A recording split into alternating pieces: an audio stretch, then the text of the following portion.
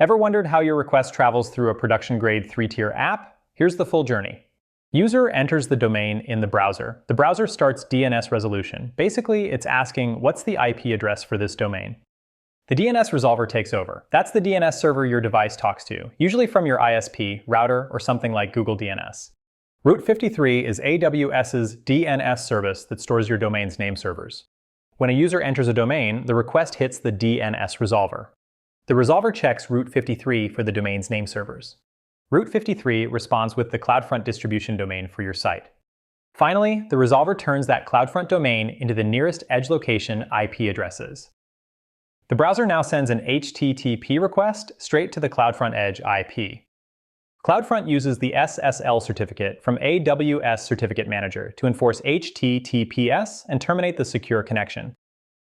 Inside the VPC, let's focus on just one availability zone. We have a public subnet and a private subnet. The presentation tier runs inside an EC2 instance in the private subnet with autoscaling. The internet-facing application load balancer sits in the public subnet. Each subnet has a route table, and that controls how packets move in and out of the subnet.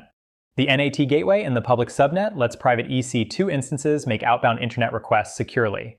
A bastion host in the public subnet allows administrators to SSH into private EC2s safely. The internet gateway attached to the VPC allows public traffic to enter and leave the VPC. When the user request reaches CloudFront, and if CloudFront misses the cache, CloudFront sends it to the ALB's public endpoint like any other internet client. The ALB checks its target group and forwards the traffic to the presentation tier EC2 in the private subnet. The response returns through the VPC's local routing to the ALB's network interface. The ALB then sends it out through the internet gateway back to CloudFront and finally to the user's browser. The application tier runs in its own private subnet with EC2 instances managed by an autoscaling group. This subnet has its own route table, and a private application load balancer handles incoming traffic. The data tier is an RDS MySQL instance in another private subnet with its own route table. Presentation tier EC2 sends an HTTP request to the application tier ALB's private IP on port 80. The private ALB forwards traffic to an application tier EC2 instance on port 3200 using its listener rules. When the application tier needs data, it sends a TCP request to RDS on port 3306. The data tier sends the response back using the same local routing path.